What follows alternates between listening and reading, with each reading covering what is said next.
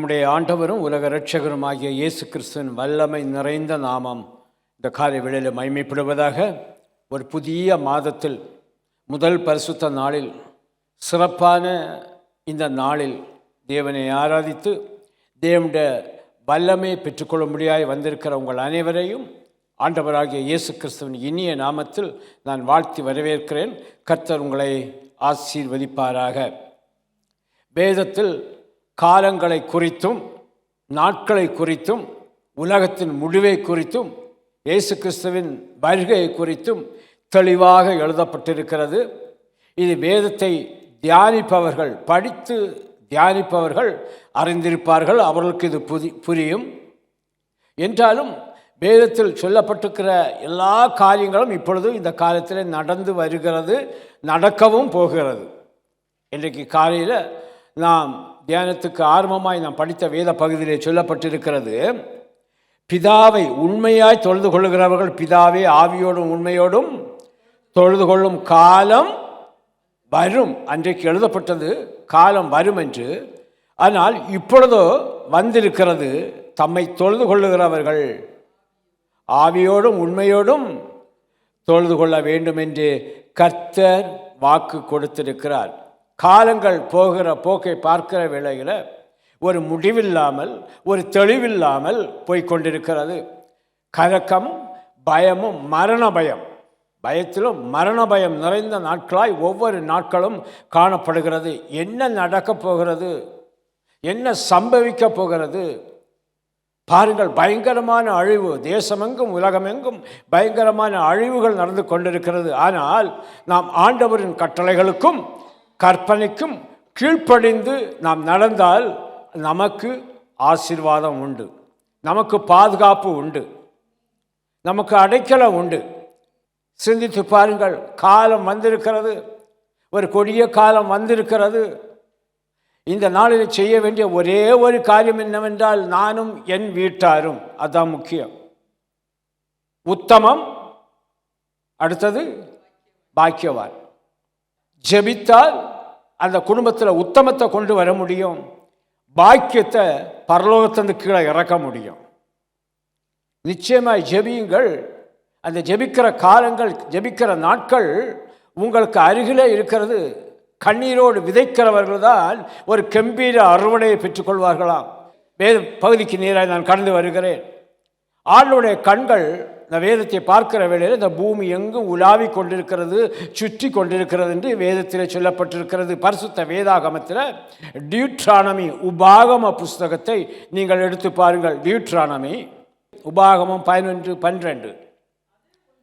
அது உன் தேவனாகிய கர்த்தர் விசாரிக்கிற தேசம், வருஷத்தின் துவக்கம் முதல் வருஷத்தின் முடிவு மட்டும் எப்பொழுதும் உன் தேவனாகிய கர்த்தரின் கண்கள் இந்த தேசத்தின் மேல் வைக்கப்பட்டிருக்கும். வேதம் சொல்லுகிறது, உன் தேவனாகிய கர்த்தர் விசாரிக்கிற தேசம். எந்த தேசம்? நான் வாழ்கிற தேசம், நான் இருக்கிற தேசம், நான் நடமாடுகிற தேசம் என் கர்த்தரால் விசாரிக்கிற தேசம். விசாரிக்கிற தேசம். நாட்டை ஆளுகிறவர்கள் நாட்டை விசாரிக்கிறார்கள், நாட்டு மக்களை விசாரிக்கிறார்கள். அதைவிட மேலானது என்னவென்றால், கர்த்தரும் இந்த தேசத்தை விசாரிக்கிறார். எப்போ விசாரிக்கிறாரோ, ஜனவரி மாதம் 1ஆம் தேதியிலிருந்து டிசம்பர் மாதம் வரைக்கும் தேவனாகிய கர்த்தரின் கண்கள் அந்த தேசத்தின் மேல் வைக்கப்பட்டிருக்கும். ஒவ்வொரு வருஷமும், ஒவ்வொரு நாளும், ஒவ்வொரு இமைப்பொழுதும் கர்த்தருடைய கண்கள் இந்த தேசத்தின் மேல் வைக்கப்பட்டிருக்கிறது. இந்த தேசத்தின் மேல் வைக்கப்பட்டிருக்கிறது என்றால் தேசத்தின் ஜனங்கள் மீது கண்கள் கர்த்தரின் கண்கள் வைக்கப்பட்டிருக்கிறது. கர்த்தரின் கண்கள் தேசத்தின் மீது வைக்கப்பட்டிருக்கிறது. ஒன்றை நினைத்துக் கொள்வோம், கர்த்தரின் கண்கள் என் மீது வைக்கப்பட்டிருக்கிறது. ஆமென். கர்த்தரின் கண்கள் என் மீது வைக்கப்பட்டிருக்கிறது. தேசத்தின் மீது கர்த்தருடைய கண்கள் வைக்கப்பட்டிருக்கிறது. இன்னொன்றை பார்ப்போம் என்றால், சங்கீதம் 11ஆம் அதிகாரம் 4வது வசனம். சங்கீதம் 11:4. கர்த்தர் தம்முடைய பரிசுத்த ஆலயத்தில் இருக்கிறார். இங்க ஆண்டவர் இருக்கிறார். தேவனை ஆராதிக்கக்கூடிய இடத்திலே கர்த்தர் இருக்கிறார். கர்த்தர் தமது பரிசுத்த ஆலயத்தில் இருக்கிறார். கர்த்தர் அங்கே இருந்தாலும் அவருடைய சிங்காசனம் பரலோகத்தில் இருக்கிறது. கர்த்தர் பரிசுத்த ஆலயத்தில் இருக்கிறார். அவருடைய கண்கள் இந்த பரிசுத்த ஆலயத்துக்கு வந்திருக்கிற மனுபுத்திரர் ஒவ்வொருவரையும் அவர் பார்க்கிறார். அவருடைய இமைகள் அவர்களை சோதித்து அறிகிறது. தப்ப முடியாது. கண்ணு பார்க்குது, இமை சோதித்து அறிகிறது. கண்கள் பார்க்கிறது. வந்திருக்கிற ஒவ்வொருவரையும் கர்த்தர் பார்க்கிறார். ஒவ்வொருவரையும் கர்த்தர் பார்த்து கொண்டே இருக்கிறார். அதே வேளையில் வந்திருக்கிற ஒவ்வொருவரையும் அவர் சோதிக்கவும் செய்கிறார். எப்படிப்பட்ட இருதயத்தோடு வந்திருக்கிறார்கள்? தேவனை ஆராதிக்க தேவனுடைய ஆலயத்தில் நான் இருக்கிறேன் என்று அறிந்த அவர்கள் இந்த தேவனுடைய ஆலயத்தில் எப்படி காணப்படுகிறார்கள், எப்படி வந்திருக்கிறார்கள்? அதனால தான் ஆலயத்தில் களை பிடுங்குகிற காரியங்கள் நடக்கிறது. நான் உன்னை காரியத்துக்கு வந்திருக்கிறேன். நாங்களும் வந்திருக்கிறோம். எதுக்கு வந்திருக்கிறோம்? என் இருதயம் துடிக்கிறது ஆண்டவரே, என் இருதயம் வாஞ்சிக்கிறது ஆண்டவரே, என் நினைவுகள் உம்மை பார்க்கிறது ஆண்டவரே. நான் உம்மை ஆராதிக்க வந்திருக்கிறேன். அந்நாளை போல என் இருதயத்தை உடைத்து ஊற்ற வந்திருக்கிறேன். என்னை ஆசீர்வதியும் ஆண்டவரே என்று கதறுகிற வேளையில் உன்னை ஆண்டவருடைய கண்கள் காண்கிறதாம், பார்க்கிறதாம். அப்படி இமைகள், கர்த்தருடைய கண் இமைகள் நம்மை சோதித்து அறிகிறதாம். வேதம் சொல்லுகிறது, கர்த்தனை சோதித்த பின்னரே, சோதித்த பிறகே நான் பொன்னாய் விளங்குவேன். சோதித்து அறிகிறார். கர்த்தருடைய கண்கள் முதலாவது இந்த பூமி எங்கும் உலாவிக் கொண்டிருக்கிறது. இரண்டாவது கர்த்தருடைய கண்கள் நம்மை பார்க்கிறது. எச்சரிக்கை, ஏதோ தேவனுடைய ஆலயத்துக்குள் வந்து விட்டோம், நிர்விசாரமாக இருந்து விடக்கூடாது. தேவனுடைய ஆலயத்தை நிர்விசாரமாக எண்ணவும் கூடாது. ஏதோ ஒரு காரியத்தை மனதுக்குள் வைத்துக்கொண்டு தேவனை ஆராதிக்கிறேன்னு சொல்லி நாடகம் ஆடிக்கொண்டு இருக்க முடியாது. காரணம், அவருடைய இமைகள் அவர்களை சோதித்து, அது எனக்கு தெரியாது ஆண்டவரே, உம்முடைய இமைகள் எனக்கு என்ன சோதிக்கணும்னு தெரிஞ்சிருந்தால் நான் நல்லா இருந்திருப்பேனே ஆண்டவரே. சொல்ல முடியாது. முதல்ல சொன்னதான், வேதத்தை படிப்பவர்களுக்கு எல்லாம் தெரியும். நான் சொல்லுகிறேன், இப்போ ஒரு காலம் வந்திருக்கிறது. இப்பொழுது ஆண்டவரை உண்மையோடும் ஆவியோடும் தொழுதோடும் காலம், அது இப்பொழுது வந்திருக்கிறது. அடுத்தது என்ன நடக்க போகிறது? அடுத்த வாரம் என்ன நடக்க போகிறது? அடுத்த நிமிடம் என்ன நடப்போகிறது? எச்சரிக்கையாயிருங்கள். கடைசி காலம். மூன்றாவது ஒன்று கூட சொல்ல விரும்புகிறேன். எபிரேயர் 4:13. அவருடைய பார்வைக்கு மறைவான சிருஷ்டி ஒன்றுமில்லை, சகலமும் அவருடைய கண்களுக்கு முன்பாக நிர்வாணமாயும் வெளியரங்கமாயிருக்கிறது. ஒரு எச்சரிப்பை ஆண்டவர் கொடுக்கிறார். அவருக்கே நாம் கணக்கு ஒப்புவிக்க வேண்டும். கர்த்தருடைய பார்வை மறைவான சிருஷ்டி ஒன்றுமில்லை. அவருடைய பார்வைக்கு மறைவானது எதுவுமே கிடையாது. அவருடைய பார்வைக்கு மறைவான சிருஷ்டி ஒன்றும் கிடையாது. சகலமும் அவருடைய கண்களுக்கு முன்பாய் நிர்வாணமும் வெளி அரங்கமுமாய் இருக்க, எதுவும் மறைக்க முடியாது. ஆண்டவருடைய கண்களுக்கு முன்பாய் மறைவானவைகள் ஒன்றும் கிடையாது. எவ்வளவு தூரம் மறைத்து வைத்திருந்தாலும் ஒளித்து வைத்திருந்தாலும் ஒன்று பாருங்க, பாவம் செய்துவிட்டு ஆதாம் ஒரு மரத்தின் பின்னே ஒளிந்திருக்கிறான். ஆண்டவருக்கு தெரியுமா தெரியாதா? தெரியும். அவன் வாயில இருந்த அவன் செய்த காரியத்தை அவன் அறிக்கையிட வேண்டும் என்று ஆண்டவர் விரும்பினபடியினால்தான் வேதத்தின் முதல் கேள்வி, ஆதாமே நீ பிதாவின் சித்தத்தை தான் நிறைவேற்ற ஆண்டவராய் இயேசு கிறிஸ்து இந்த உலகத்திலே வந்தார். ஆமேன். இந்த பிதா அந்த இடத்துல எல்லாவற்றையும் அவனுக்கு கொடுத்து விட்டார். ஆதாமுக்கு ஏவாளும் கொடுத்து விட்டார். அந்த தோட்டத்தில் இல்லாத கனி எங்கேயுமே இல்லை. அந்த தோட்டத்தில் நதிகள் பாய்கிறது, அதில் பொண்ணு இருக்குதான், பொன் வருதான், எல்லா பழ செடிகள், எவ்வளோ ஒரு செழிப்பான ஒன்றை கர்த்தர் ஒரு தோட்டத்தை உருவாக்கிவிட்டு ரெண்டு பேரையும் உள்ள கொண்டு வச்சாச்சு. ஆதாமுக்கு ஏவாளுக்கு பேரை ஆதாமே போடுகிறான். இவா ஏவாள் போட்டாச்சு, வாழ்ந்து கொண்டிருக்கிறார்கள். திடீரென ஆண்டவர் பார்க்கிறார், காணவில்லை 2 பேரும். வேதம் சொல்லுகிறது, கர்த்தருடைய பார்வைக்கு மறைவார சிருஷ்டி மரத்துக்கு பின்னால் போய் ஒளித்துட்டாங்க. நீ எங்க இருக்கிற? எங்க இருக்கிற? மரத்துக்கு பின்னால ஒளித்து இருக்கிறேன். மரத்துக்கு பின்னால நான் இருக்கிறேன். ஒரு பரிதாபமான ஒரு நிலைமை. ஆனால் கர்த்தர் கண்களுக்கு முன்பாய் நிர்வாணமாய் தெரிகிறார்கள். அவருடைய காரியங்களை வெளிப்படுத்துகிறார்கள். கனி புசிக்காதேன்னு சொன்னேன். நீர் உண்டாக்கி எனக்கு கொடுத்த மனைவி முதல்ல குற்றம் மனைவி பேரில் வருது. அவன் எனக்கு கொடுத்தா நான் சாப்பிட்டேன். பாருங்க, வெள்ளி அரங்கமாக இருக்கிறது. அவருக்கு நாம் கணக்கு, அங்கேயே கணக்கு ஒப்புவிக்க வேண்டிய ஒரு சூழ்நிலை வருது. புசிக்காதேன்னு சொன்ன இல்லை, நீ ஏன் புசித்த? அவருக்கே நாம் கணக்கு ஒப்புவிக்க வேண்டும். அந்த காலம் இப்பொழுது வந்திருக்கிறது என்று இயேசுவின் நாமத்தால் சொல்லுகிறேன். மறைக்க முடியாது. ஆதியிலே கணக்கு கொடுத்தார்கள். வெளிப்படுத்தின விசேஷத்தில் கணக்கு கேட்கக்கூடிய ஒரு காலம் வந்திருக்கிறது என்று வேதம் சொல்லுகிறது. எச்சரிக்கை, கணக்கு ஒப்புவிக்க வேண்டும். சாதாரணமாக இருந்தாலும் கூட பரவாயில்லை. கடைக்கு போய் கொஞ்சம் பொருள் வாங்கிட்டு வந்தால் கணக்கு பார்க்குறோம் இல்லையா?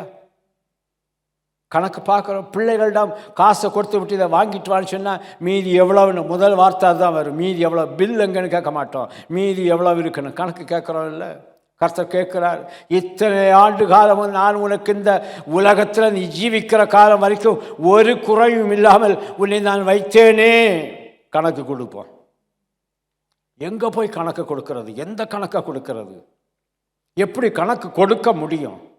ஆனால் கர்த்தருக்கு முன்பாய், ஆண்டவரே நான் வந்திருக்கிறேன், ஆண்டவரே கணக்கு கொடுக்க நான் வந்திருக்கிறேன் ஆண்டவரே. ஆண்டவர் சொல்வார், நீ கொஞ்சத்தில் உண்மையாக இருந்தா உன்னை அநேகத்துக்கு ஆசீர்வாதமாக வைப்பேன். ஒரே ஒரு காரியம், நம்மை பார்க்கும் போதே அந்த மறைந்திருக்கிற காரியங்கள் வெளியரங்கமாய் வருகிறது.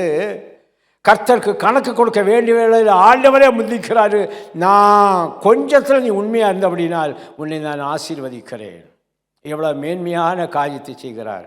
பெரிய மாணவர்களே, கர்த்தருடைய வார்த்தை இந்த வண்ணமாய் உருக்கமாய் சொல்லுகிறது. ஆண்டவர் மன உருக்க நிறந்தவர் சொல்லுகிறார். 1 கொரிந்தியர் புஸ்தகம் 5ஆம் அதிகாரம் 17வது வசனம். 1 Corinthians chapter 5 verse 17. 1 கொரிந்தியர் 5:17. இப்படி இருக்க ஒருவன் கிறிஸ்துவுக்குள் இருந்தால் புது சிருஷ்டியாயிருக்கிறான். பழையவைகள் ஒழிந்து போயின, எல்லாம் புதிதாயின. உலகத்தில் தான் பிறக்கிறோம், உலகத்தில் தான் வாழ்கிறோம், உலகத்தான் நடக்கிறோம், உலகத்தான் வேலை செய்கிறோம், உலகத்தில் தான் புசிக்கிறோம், எல்லாம் நடக்கிறது. ஆனால் ஒருவன் கிறிஸ்துவுக்குள் இருந்தால் என்றென்றைக்கும் இந்த கணக்கு கொடுக்கிற நாள் வருது பாருங்க. அன்றைக்கு வரைக்கும் அவன் எப்படி இருக்கிறானா? ஒரு புது சிருஷ்டியாக இருக்கிறான். புது சிருஷ்டியாக இருக்கிறான். காரணம், அவன் கிறிஸ்துவுக்குள் வந்த உடனே அவனுக்குள் இருந்த பழையவைகள் எல்லாம் ஒளிந்து போயின. பழையவைகள் ஒளிந்து போயின. கிறிஸ்துவுக்குள் வரும்போது அந்த பழைய சுவாபம் ஒளிந்து போகிறது, பழைய பார்வை ஒளிந்து போகிறது, பழைய நடக்கை ஒளிந்து போகிறது, பழைய பேச்சுக்கள் ஒளிந்து போகிறது. எல்லாம் ஒளிந்து போய் இப்போ அவன் எப்படி இருக்கிறான்? ஒரு புதிய மனிதனாய் காட்சி அளிக்கிறான். எல்லாம் புதிதாயின. கர்த்தருடைய நாமம் மகிமைப்படுவதாக. சிந்தித்துக் கொள்ளுங்கள். இப்பொழுதே இந்த காலம் வந்திருக்கிறது. நீ புதிதாய் மாற வேண்டும் என்று கர்த்தர் விரும்புகிறார். நீ கிறிஸ்துவுக்குள் காணப்பட வேண்டும் என்று விரும்புகிறார். நீ வா, இந்த பழைய கிரியைகளை நான் ஒழித்து போடுகிறேன், நல்ல வேலை அழித்து போடுகிறேன். நீ ஒரு புது சிருஷ்டியாயிரு, புதியவனாய் காணப்படு. கர்த்தருடைய பரிசுத்தமுள்ள நாமம் மகிமைப்படுவதாக. அதற்காகத்தான் தேவ ஆலயத்திலே தேவனுடைய கண்கள் வைக்கப்பட்டிருக்கிறது. அவர் பரிசுத்த ஆலயத்தில் இருக்கிறார். இருந்து கொண்டு அவருடைய கண்கள் நம்மை பார்க்கிறது மட்டுமல்ல, அவருடைய இமைகள் நம்மை சோதித்து அறிகிறது. மறைக்க முடியாது, மறுக்க முடியாது. ஒரு புது சிருஷ்டியாக இருந்தால் அவன் புதியதாய் காணப்படுகிறான், புதிய காரியங்களை செய்வான். அவன் மூலமாய் கர்த்தர் புது காரியங்களை செய்ய வாஞ்சை உள்ளவராயிருக்கிறார், ஆசையோடு இருக்கிறார். இன்றைக்கும் இந்த புதிய மாதத்தின் வாக்குத்தத்தத்தை உங்களுக்கு முன்பாய் வைத்து ஜெபித்து தேவ செய்திக்கு நேராக நான் கடந்து செல்ல விரும்புகிறேன். 2 நாளாகமம் 2 Chronicles chapter 16 verse 9 நாம் யாவரும் சேர்ந்து வாசித்து நாம் ஜெபித்து தேவ செய்திக்கு நேராக கடந்து செல்வோம். 2 நாளாகமம் 16:9 2 Chronicles chapter 16 verse 9. தம்மை பற்றி உத்தம இருதயத்தோடு இருக்கிறவர்களுக்கு தம்முடைய வல்லமை விளங்க பண்ணும்படி கர்த்தருடைய கண்கள் பூமி எங்கும் உலாவிக் கொண்டிருக்கிறது. யாவரும் சேர்ந்து தம்மை பற்றி உத்தம இருதயத்தோடு இருக்கிறவர்களுக்கு தம்முடைய வல்லமையை விளங்க பண்ணும்படி கர்த்தருடைய கண்கள் பூமி எங்கும் உலாவிக் கொண்டிருக்கிறது. கரத்தை வேதத்தின் மீது வைத்து நாம் ஜெபிப்போமா? பரலோக பிதாவே, உம்மை பற்றிய ஒரு உத்தம இருதயத்தோடு இருக்கிறவர்களுக்கு உம்முடைய வல்லமையை விளங்க பண்ணும்படி உம்முடைய கண்கள் பூமி எங்கும் உலாவிக் கொண்டிருக்கிற இந்த வேளையில் இந்த மாத வாக்குத்தத்தமாய் தந்த அந்த வாக்குத்தத்தத்தின்படி வாக்குத்தத்தத்தின் மீது கரம் வைத்து நாங்கள் ஜெபிக்கிறோம். கர்த்தாவே, ஒரு உத்தம இருதயத்தை எங்களுக்கு தாரும் ஆண்டவரே. உம்முடைய வல்லமை எங்கள் மேல் விளங்க பண்ணும் கர்த்தாவே. ஆண்டவரே, உம்முடைய கண்கள் பூமி எங்கும் உலாவிக் கொண்டிருக்கிற வேளையில் எங்களை ஒரு புது சிருஷ்டியாய் மாற்றி உம்முடைய நாமத்தை மகிமைப்படுத்தும். இந்த மாதத்தில் கர்த்தர் செய்ய போகிற மகத்துவமான காரியங்களுக்காய் வல்லமையான காரியங்களுக்காக உமக்கு நன்றி செலுத்துகிறோம். அதை நாங்கள் சுதந்தரித்துக் கொள்கிறோம். இயேசுவின் நாமத்தில் பிதாவே, ஆமேன், ஆமேன். வேதம் சொல்லுகிறது, ஆண்டவருடைய வார்த்தை சொல்லுகிறது, தம்மை பற்றி உத்தம இருதயத்தோடு இருக்கிறவர்களுக்கு வாசிங்க, தம்முடைய வல்லமையை விளங்க பண்ணும்படி கர்த்தருடைய கண்கள் பூமி எங்கும் உலாவிக் கொண்டிருக்கிறது. பூமி எங்கும் உலாவிக் கொண்டிருக்கிறது. வேதம் சொல்லுகிறது, ஆண்டவரை பற்றி ஒரு உத்தம இருதயம், உத்தம இருதயம், உத்தம இருதயத்தார் கிறிஸ்துவுக்குள் காணப்படுகிறார்கள். அதுதான் பதில். உத்தம இருதயத்தார் தம்மை பற்றி, ஆண்டவரை பற்றி உத்தம இருதயத்தோடு இருக்கிறவர்களுக்கு ஆண்டவர் தம்முடைய வல்லமை விளங்க பண்ணுவாராம். உத்தம இருதயத்தார் புது சிருஷ்டியாய் இருக்கிறார்கள். இந்த உத்தம இருதயத்தோடு காணப்படுகிறவரிடம் தேவ வல்லமை விளங்கும்படி, வெளிப்படும்படி இன்று கர்த்தருடைய கண்கள் இந்த பூமி எங்கும் உலாவிக் கொண்டிருக்கிறது. ஒரு கூட்டத்தின் மீது உலாகவில்லை, பூமி எங்கும். யாராவது இருக்காங்களா என்னை பற்றி உத்தம இருதயத்தோடு? யாராவது இருக்கிறார்களா? ஆண்டவர் தேடுகிறார், ஆண்டவருடைய கண்கள் தேடுகிறது, ஆண்டவர் அலைகிறார். இந்த பூமி எங்கும், இந்த உலகம் எங்கும், இப்பொழுது இந்த நிமிடத்திலும் கூட கர்த்தருடைய கண்கள் உலாவிக் கொண்டிருக்கிறது. பூமி எங்கும் உலாவிக் கொண்டிருக்கிறது. பாருங்க, ஒரு மனுஷனை தேடுகிறார் ஆண்டவர், ஒரு மனுஷனை தேடுகிறார், ஒரு பிள்ளையை தேடுகிறார், தேவனை ஆராதிக்கிற ஒரு கூட்டத்தை தேடுகிறார். என்னை பற்றி, தம்மை பற்றி உத்தம இருதயத்தோடு இருக்கிறார்களா இவர்கள்? அப்படி இருந்தார்கள் என்றால் என்னுடைய வல்லமையை நான் இவர்கள் மேல் விளங்க பண்ணுவேன் என்று கர்த்தர் சொல்லுகிறார். தம்மை பற்றி உத்தம இருதயத்தோடு இருக்கிறவர்களுக்கு தம்முடைய வல்லமையை கொடுக்க போகிறார். தம்முடைய வல்லமையை அவர்கள் மீது ஊற்றப் போகிறார். கர்த்தருக்கு முன்பாக உத்தம இருதயத்தோடு நீ ஜெபித்தாய் என்றால் அதற்கு பதில் தேவனுடைய வல்லமை தான். தேவன் தம்முடைய வல்லமையை விளங்க பண்ணும்படி, வல்லமை, இந்த வல்லமைன்னு சொல்கிற வார்த்தை இந்த உலகத்துக்குரிய வார்த்தை இல்லை, இந்த உலகத்தில் இருக்கிற மனிதனுடைய வார்த்தை இல்லை, அது கர்த்தருடைய வார்த்தை. எழுதி கொடுத்திருக்கிறார். சங்கீதம் 62:11. தேவன் ஒரு தடவை விளம்பினார், 2 தடவை நான் கேட்டிருக்கிறேன். இப்ப நான் புரிஞ்சுக்கிட்டேன், வல்லமை தேவன் ஒரு தடவை சொல்லுங்க, ஒரு தடவை சொன்னார், விளம்பினார். அது எத்தனை தடவை? 2 தடவை நான் கேட்டிருக்கிறேன். 2 காதாலே நான் கேட்டிருக்கிறதா அர்த்தம். ஏனென்றால் வல்லமை தேவனுடையது, என்பதே நான் புரிந்து கொள்ளுங்க. வல்லமை என்னுடையதோ உங்களுடையதோ இந்த உலகத்துக்குரியதோ கிடையாது. வல்லமை, பவர் யார்கிட்ட இருக்குது? தேவன்கிட்ட இருக்குது. வல்லமை என்பது தேவனுடையது. தேவன் சொல்லுகிறார், இந்த வல்லமை இந்த உலகத்துக்கு உரியதல்ல. இன்னைக்கு சொல்லுகிறேன், வல்லமை என்கிற அந்த பொக்கிஷம், அந்த பொக்கிஷத்தின் மேன்மை தேவனுடையது. வல்லமை என்கிற பொக்கிஷம் தேவனுடையது. ஆண்டவர் சொல்லுகிறார், வல்லமை தேவனுடையது. வல்லமை தேவனுடையது என்றால் அவர் தம்மிடந்து வெளிப்படுகிற அந்த வல்லமையின் மூலமாய் நம்மை ஆசீர்வதிக்க விரும்புகிறார்.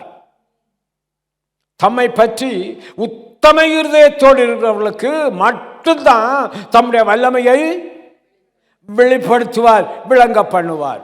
இதுக்காக தான் கர்த்தருடைய கண்கள் பூமி எங்கும் உலாவிக் கொண்டிருக்கிறது. எபேசியர் 6ஆம் அதிகாரம் 10 முதல் 13 வரைக்கும் உள்ள வசனங்களை வாசிப்போம்.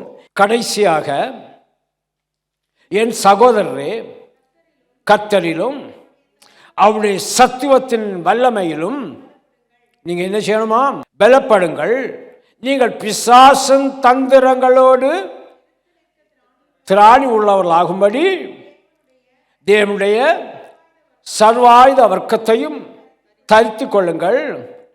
ஏனென்றால் மாம்சத்தோடும் இரத்தத்தோடும் அல்ல, துரைத்தனங்கள், அதிகாரங்கள், இப்பிரபஞ்சத்தின் அந்தகார லோகாதிபதிகள், வான மண்டலத்தில் பொல்லாத ஆவிகள் சேனைகளோடும் யாருக்கு போராட்டம் உண்டு?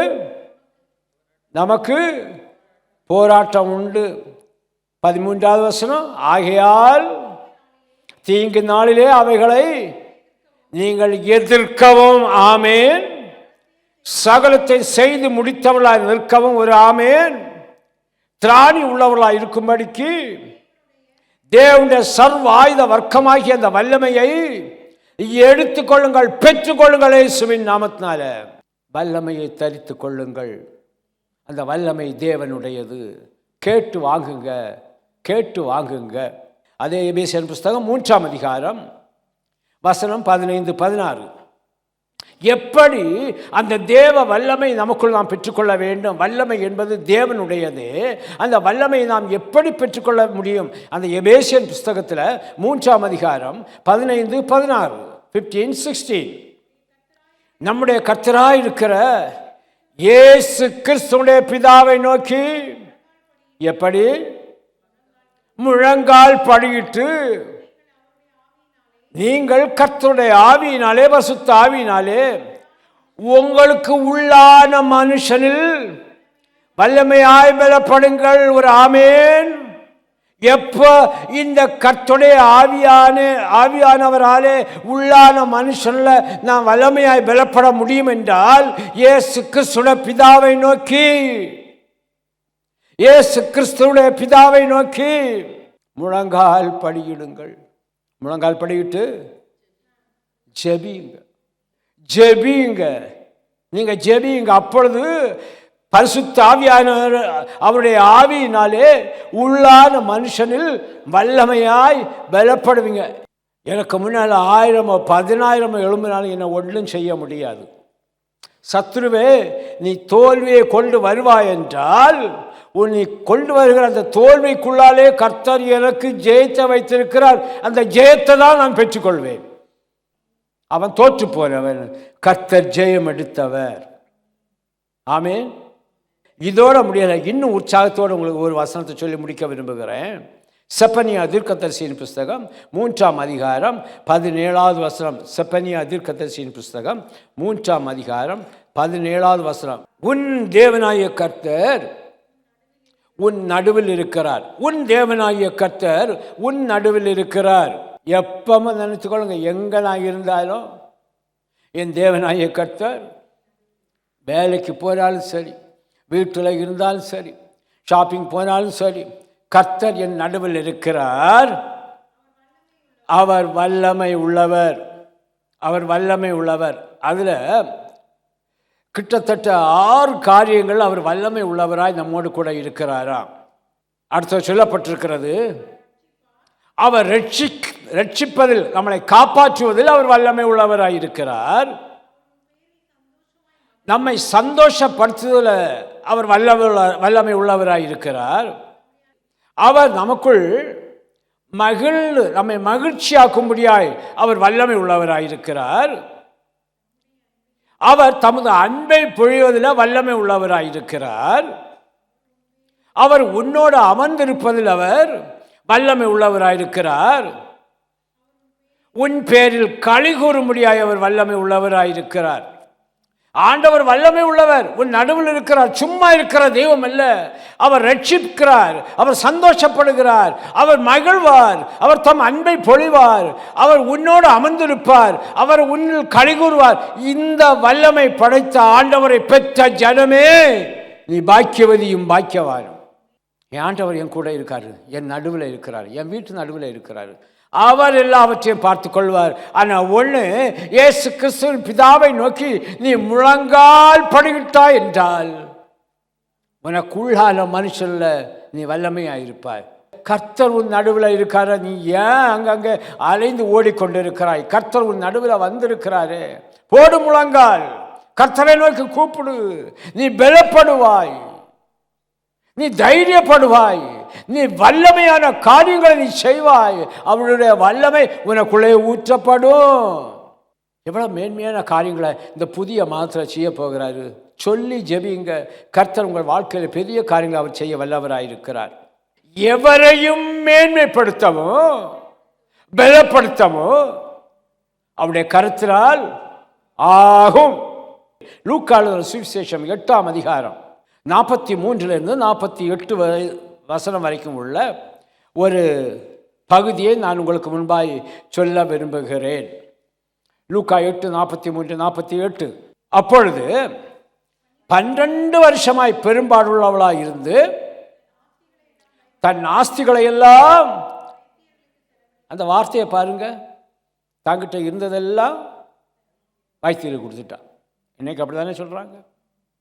இருந்ததெல்லாம் கொண்டு போய் செலவு பண்ணிட்டேன், வைத்தியர் கொடுத்துட்டேன். போதாதைக்கு கடன் வாங்கியும் கூட நான் கொடுத்துட்டேன், பிரயோஜனம் இல்லை. அதை தான் அவளும் சொல்கிறார். செலவழித்தும் ஒருவனாலும் சுஸ்தமாக்கப்படாதிருந்த, முதல்ல வைத்தியர்னு சொல்கிறார், கொஞ்சம் மரியாதையை கொடுத்து. இருந்ததெல்லாம் செலவு பண்ண பிறகு ஒருவனாலும் சுஸ்தமாக்கப்படாத ஒரு ஸ்திரீ இருக்கிறார். அவருக்கு பின்னாக வந்து தொட்டாள், நின்று போயிற்று. உடனே ஆண்டவர் சொல்றார், யாரோ என்ன தொட்டு இருக்காங்க. சீஷர் எல்லாம் சொல்றாங்க, இத்தனை ஜனம் உம்மை சூழ்ந்து இருக்குது, உம்மை தொட்டுட்டு போகுது, உம்மை இடிச்சிட்டு போகுது, உமக்கு முன்னால் நிற்கிறாங்க, உம்முடைய கருத்தை பிடிச்சிருக்காங்க, இத்தனை ஜனங்கள் இருக்கிறது, யார் என்னை தொட்டதுன்னு எப்படி ஐயா நீர் கேட்கிறீரு? யார் உம்மை தொட்டதுன்னு கேட்கிறீரே? கர்த்தர் சொல்லுகிறார் அதற்கு இயேசு, என்னிலிருந்து வல்லமை புறப்பட்டதை அறிந்திருக்கிறேன். ஒரு அலையில சொல்லுவோமா? ஆண்டவரை தொட்டாலும் வல்லமை, ஆண்டவர் தொட்டாலும் வல்லமை. ஹல்லேலூயா. அவருக்குள் இருக்கிறது, அந்த வல்லமை இருக்கிறது. போய் நல்ல ஜெபம் பண்ணுங்க. அந்த வல்லமை வேணும் ஆண்டவரே, அந்த வல்லமை எனக்குள் வெளிப்படணும் ஆண்டவரே, என் குடும்பத்தில் வெளிப்படணும் ஆண்டவரே. ஒன்றை இன்னைக்கு நீர் தொடும், இல்லைன்னா நான் இன்னைக்கு உண்மை தொட போறேன். ஆமென். எவ்வளவு ஒரு மேன்மையான காரியம் பாருங்க. என்னிலிருந்து வல்லமை புறப்பட்டதை அறிந்திருக்கிறேன், ஆதலால் ஒருவர் என்னை தொட்டது உண்டு. 47வது வசனம், தான் மறைந்திருக்கவில்லை என்று கண்டு நடுங்கி வந்து அவர் முன்பாக விழுந்து தான் அவரை தொட்ட காரணத்தையும், உடனே உடனே உடனே, இந்த வார்த்தைக்காக நான் ஆண்டவரை ஸ்தோத்தரிக்கிறேன். இன்னைக்கு உடனே போய் வீட்டில் போய் முழங்கால் படிட்டு ஆண்டவரை நோக்கி கூப்பிடுங்க. எல்லா காரியங்களையும் கர்த்தர் உங்களுக்கு ஆசீர்வாதமாய் மாற்றி கொடுப்பார் இயேசுவின் நாமத்தினால. உடனே தான் சுஸ்தமானதையும் எல்லா ஜனங்களுக்கு முன்பாக அறிவித்தால் தம்மை குறித்து உத்தம இருதயத்தோடு இருக்கிறவர்களுக்கு தம்முடைய வல்லமையை விளங்க பண்ணும்படி இதோ கர்த்தருடைய கண்கள் பூமி எங்கும் உலாவிக் கொண்டிருக்கிறது. திருச்சபைக்குள்ளே கர்த்தர் உலாவிக் கொண்டிருக்கிறார்.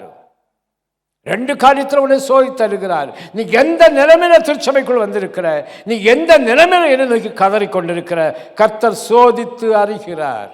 சோதித்து அறிகிறார். என்னிலிருந்து வல்லமை புறப்பட்டதை அறிந்திருக்கிறேன். ஆதலால் ஒருவர் என்னை தொட்டது, நான் இன்னைக்கு சொல்லுகிறேன், அவரை தொட்டது நீங்க தான். ஆமென். அவரை தொட்டது நீங்க தான். அவரை தொட்டது நீங்க தான். அவரை தொட்டது நீங்க தான். அவரை தொட்டது நீங்க தான். ஜெபத்தோடு அவரை தொட்டது நீங்க தான். அந்த ஜெபத்தின் வல்லமை உங்க மேலே இறங்குகிறது. பல ஆண்டுகளாய் கதறி கொண்டிருக்கிற அந்த காரியத்திற்காய் நீங்க ஜெபித்தீங்க. அந்த ஜெபத்தின் வல்லமை இந்த காலை வேளையில உங்கள் மீது இறங்குகிறது. அவரை தொட்டது யார் என்று கேட்கும்படியாய். ஆண்டவர் அறியாமல் இருந்திருப்பாரோ? அவரை தொட்டது யார் என்று அறியாமல் இருந்திருப்பாரோ? அப்பா, உம்மை தொட்டது நான் தான் ஆண்டவரே. ஆண்டவரே, உம்மை தொட்டது நான் தான் ஆண்டவரே. உம்முடைய கண்களுக்கு முன்பாக எல்லாம் வெளியரங்கமாயிருக்கிறது ஆண்டவரே. எல்லாம் நிர்வாணமாயிருக்கிறது ஆண்டவரே. உம்மை தொட்டது நான் தான் ஆண்டவரே. நான் இனி மறைந்து இருப்பது இல்லை ஆண்டவரே. உம்முடைய கண்களுக்கு முன்பாக வெளிப்படுவேன் ஆண்டவரே. எவ்வளவோ கண்ணீர் வடித்தோம். எத்தனையோ பேற்ற சொல்லி அழுதும் பிரயோஜனம் இல்லை. முதல்ல வைத்தியர் என்று சொல்லுகிறார், ஒருவன் ஆள் என்று சொல்லுகிறாள். நான் அவளுக்கு மரியாதை கொடுத்து தான் அவளை தேடி போறேன். ஆனால் என் வாழ்க்கை இப்படி ஆகிவிட்டது. இன்றைக்கு கர்த்தர் சொல்லுகிறார், என்னிலிருந்து வல்லமை புறப்பட்டதை நான் அறிந்திருக்கிறேன். தம்மை பற்றி உத்தம இருதயத்தோடு இருக்கிறவர்களுக்கு தம்முடைய வல்லமையை விளங்க பண்ண போகிறார். எழுந்து நிற்போமா? இன்றைக்கு ஒரு தொடுதலை நீங்க பார்க்கணும். இன்றைக்கு தேவ வல்லமை நீங்க பார்க்கணும். அந்த வல்லமையோடு உங்க இல்லத்துக்கு நீங்க போகணும். இன்னைக்கு அன்பானவர்களே, உன் தேவனாகிய கர்த்தர் உன் நடுவில் இருக்கிறார். அவர் வல்லமை உள்ளவர். இன்னைக்கு அந்த வல்லமையினால் உன்னை ரட்சிக்க போறாரு. அந்த வல்லமையினால் உன்னை சந்தோஷப்படுத்த போகிறாரு. அந்த வல்லமை நிமித்தமாய் அவர் மகிழ போகிறார். அந்த வல்லமை நிமித்தம் அவர் அன்பை பொழிய போகிறார். அந்த வல்லமை நிமித்தம் அவர் உன்னோடு அமர்ந்திருப்பார். உன்னுடைய எல்லா காரியங்களையும் நினைத்து வல்லமையாய் அவர் கலிகூற போகிறார். அந்த கலிகூறன் சத்தத்தை கேட்டு பிசாசு தலை தறிக்க ஓட போகிறான். சத்துரு ஓட போகிறான். வியாதி உன்னை விட்டு மறைய போகிறது. உனக்குள்ளே ஒரு அக்கினி இறங்க போகிறது. தேவ வல்லமை அவர் தரப்போகிறார். நாம கலவா துரதுரபா ஷீலபா துரந்தரபா சுரந்தரபலதரபா நீதிமிக்கனபா. அவரை குறித்து உத்தம இருதயத்தோடு இன்னைக்கு தேவ ஆலயத்துக்குள் வந்து தேவனை ஆராதித்து, எனக்கு ஒரு விடுதலை வேண்டும், எனக்கு ஒரு சமாதானம் வேண்டும், எனக்கு சந்தோஷம் வேண்டும், என் குடும்பத்தின் காரியங்கள் எல்லாம் மாற வேண்டும், புதிய காரியங்களை கர்த்தர் செய்ய வேண்டும், நாங்கள் ஒரு புது சிருஷ்டியா இருக்க வேண்டும். விரும்புகிறீர்களா? நேசிக்கிறீர்களா? ஆண்டவரிடம் தேடுகிறீர்களா? அவர் கொடுக்க வல்லவராயிருக்கிறார். அவர் கொடுக்கிற தெய்வம். அந்த அசுத்த கிரிகளை எடுத்து போடுகிற ஒரு தெய்வம். அவர் உன் நடுவில் இருக்கிறார். நீ பிதாவை நோக்கி முழங்கால் படியிட்டு அவருடைய ஆவியினாலே நீ நிரம்புவாயனால் உன் நாடு நரம்புகளில் தேவ வல்லமை விளங்கும். உன் எலும்புகளில் தேவ வல்லமை விளங்கும். உன் உதட்டிலே தேவ வல்லமை விளங்கும். எத்தனை பேர் ஆயத்தமா இருக்கிறீங்க? எத்தனை பேர் விசுவாசிக்கிறீங்க? இந்த 9 மாதத்துல தீங்கு நாளிலே சத்துருவை நீ எதிர்க்கவும், சகலத்தை செய்து முடித்தவர்களாய் நிற்கவும், திராணி உள்ளவர்களாகும்படியாய் இந்த கால வேளையில அந்த சர்வாயுத வர்க்கமாய் இந்த வல்லமையை நீ எடுத்துக்கொள்.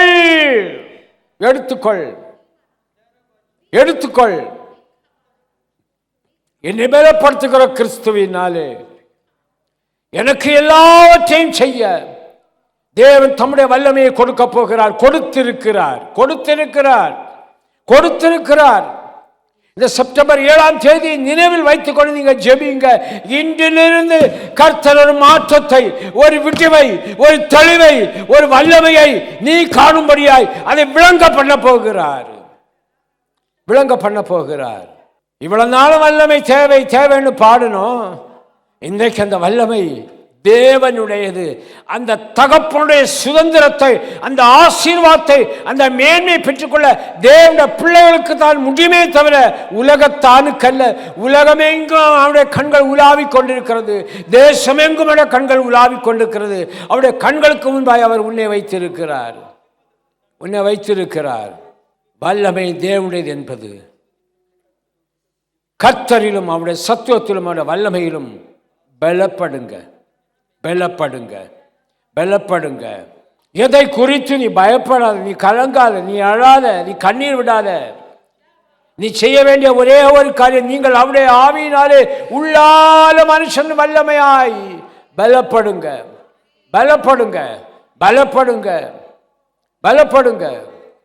கர்த்தர் கூட இருக்கிறார். உன் அழுகையின் பள்ளத்தாக்கு அவர் அரும் நீரூற்றாய் மாற்ற வல்லவராயிருக்கிறார்.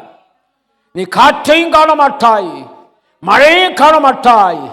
ஆனால் உன் கண்களுக்கு முன்னால் காணப்படுற பள்ளத்தாக்கு அத்தனையும் என் தேவனாய கர்த்தர் தம்முடைய வல்லமையினால் அதை ஆசீர்வதிக்க போகிறார்.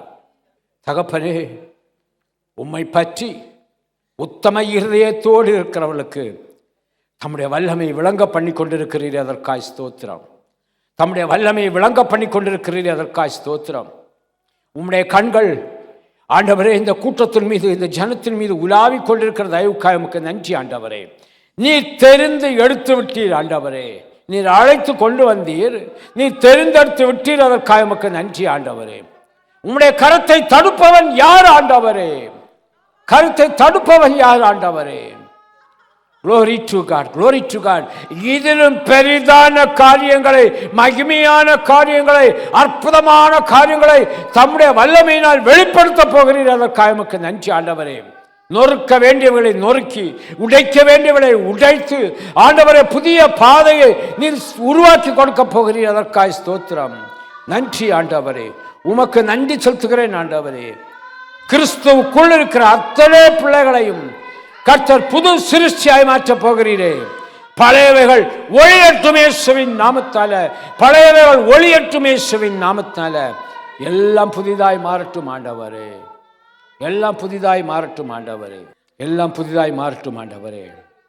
பரலோக பிதாவே, இயேசுவின் நாமத்தால ஜெபிக்கிறேன். இந்த முதல் வாரம், இந்த முதல் மணி நேரம் எங்களுக்கு ஒரு ஆசீர்வாதத்தின் வேலையாய் தந்திருக்கிறீர் ஆண்டவரே. அநேகருடைய சரீரத்திற்கு அந்த பயத்தின் ஆவி, துக்கத்தின் ஆவி, வேதனையின் ஆவி, ஏமாற்றத்தின் ஆவி, தோல்வியின் ஆவி எல்லாவற்றையும் கர்த்தர் அழித்து போட்டு தகப்பரே, உம்முடைய வல்லமையின் ஆவியை நீர் ஊற்றி இருக்கிறீர், அதற்காக உமக்கு நன்றி ஆண்டவரே. ஜெயம் எடுப்பார்களாக, ஜெயம் கொடுப்பீராக ஆண்டவரே. ஒவ்வொருத்திலும் கர்த்தர் ஜெயம் கொடுத்து உம்முடைய நாமத்தை நீர் மகிமைப்படுத்துவீராக. உம்முடைய பிள்ளைகளுக்குரிய சுதந்திரத்தை, ஆசீர்வாதத்தை, மேன்மையை ஒருவனும் திருடி செல்லாதவண்ணா கர்த்தர் பொறுப்படுத்திக் கொள்ள முடியாது ஜெபிக்கிறேன், ஆசீர்வதிக்கிறேன் கர்த்தாவே. ஆண்டவரே, அவருடைய குடும்பத்தை கர்த்தர் ஆசீர்வதிப்பீராக, அவருடைய பிள்ளைகளை ஆசீர்வதிப்பீராக, புருஷனை ஆசீர்வதிப்பீராக ஆண்டவரே, மனைவியை ஆசீர்வதிப்பீராக. அவள் கையிட்டு செய்கிற எல்லா காரியத்திலும் தேவ வல்லமை விளங்கும்படியாய், ஆசீர்வாதத்தின் ஊற்றாய் மாற்றும்படியாய் ஜெபிக்கிறேன். எந்தெந்த காரியங்களுக்கு ஜெபித்துக் கொண்டிருக்கிறார்களோ தேவ வல்லமையினால ஆண்டவர் அந்த ஆசீர்வாதங்களை, அந்த நன்மைகளை, அந்த எதிர்பார்ப்புகளை ஆமென்றும் ஆமென் என்று நீ நிறைவேற்றப் போகிறதற்காய் ஸ்தோத்திரம். உமக்கு நன்றி செலுத்துகிறேன் ஆண்டவரே. ஒவ்வொருவரையும் வல்லமையாய் பலப்படுத்தும் நல்ல செய்திகளை கேட்க கிருபை தாரும் ஆண்டவரே. இந்த தேவ செய்தியின் மூலமாய் கேட்க போகிற ஒவ்வொருவரையும் கர்த்தர் ஆசீர்வதியும் ஆண்டவரே. ஒரு வல்லமை அவர் மேல் இறங்கட்டும் கர்த்தாவே. ஆண்டவர், இந்த புதிய மாதம், செப்டம்பர் மாதம் ஒரு ஆசீர்வதிக்கப்பட்ட மாதமாய் அவர்களுக்கு மாற்றிக்கொள்ளும் ஆண்டவரே. பெரிய காரியங்களை செய்வீராக. இயேசுவின் இரத்தத்துக்குள்ளும், இயேசுவின் ஆளுகைக்குள்ளும், இயேசுவின் வல்லமைக்குள்ளும் ஒப்பு கொடுக்கிறேன் ஆண்டவரே. ஜெயம் தரும் தேவனுக்கு ஸ்தோத்திரம் உண்டாகட்டும். இயேசுவின் நாமத்தில் பிதாவே, ஆமேன். பரிசுத்த பிதாவே, உம்மை நோக்கி ஜெபிக்கிறேன் ஆண்டவரே. ஒவ்வொருவரும் பலப்படணும் ஆண்டவரே. இவருக்கு உள்ளான மனுஷர்கள் பலப்படணும் ஆண்டவரே. இன்றிலிருந்து தகப்பனே, யார் யாருக்கும் இருதயத்தில் பயம், நடுக்கம், திகில், இருந்ததோ அந்த சரீரத்தை விட்டு அப்புறப்படுத்தும் ஆண்டவரே. தேவ வல்லமை அவள் மேல் ஊற்றும்படியாய் நான் ஜெபிக்கிறேன் கர்த்தாவே. ஆண்டவரே, திக்கற்ற இந்த பிள்ளைகளுக்கு நீ தகப்பனாக இருக்கிறீர் ஆண்டவரே. ஒரு தகப்பனாக இருந்து இந்த காரியத்தை செய்வீராக. உத்தம இருதயத்தோடு ஆண்டவர் உண்மை நோக்கி கூப்பிட்ட, தேவ ஆலயத்தில் வந்து உண்மை ஆராதித்த இவர்களுக்கு உடைய வல்லமை விளங்கும் பண்ணும்படி இன்றைக்கு கர்த்தருடைய கண்கள் இந்த இடத்துக்கு வந்த தயவுக்காய் உமக்கு நன்றி செலுத்துகிறேன் ஆண்டவரே. உம்மிடத்திலிருந்து வல்லமை புறப்படட்டும் இயேசுவின் நாமத்தினால. அந்த வல்லமை ஒவ்வொருவரையும் ஆசீர்வதிக்கப்படட்டும் இயேசுவின் நாமத்தினால. ஜெயத்தோடு சமாதானத்தோடு கடந்து செல்ல கிருபை தாரும் இயேசுவின் நாமத்தில் பிதாவே, ஆமேன் ஆமேன். கர்த்தர் இந்த வல்லமை இன்றைக்கு உங்களுக்கு தந்தபடியினால இருதயத்தின் மீது கருத்தை வைத்து எல்லாரும் சத்தமாக சொல்லுவோமா, என் ஆத்துமாவே கர்த்தரை ஸ்தோத்தரி, என் முழு உள்ளமே அவருடைய பரிசுத்த நாமத்தை ஸ்தோத்தரி. என் ஆத்துமாவே கர்த்தரை ஸ்தோத்தரி, கர்த்தர் செய்த சகல உபகாரங்களையும் மறவாதே. ஆமேன் ஆமேன். நம்முடைய கர்த்தராகிய இயேசு கிறிஸ்துவின் கிருபையும் பிதாவாகிய தேவனுடைய அன்பும் பரிசுத்தாவியோட ஐக்கியமும் என்றும் என்றும் சதா காலங்களிலும் உங்கள் அனைவரோடும் கூட இருப்பதாக. ஆமேன் ஆமேன். கர்த்தர் உங்கள் ஒவ்வொருவரையும் ஆசீர்வதித்து வழி நடத்துவாராக. ஆமேன்.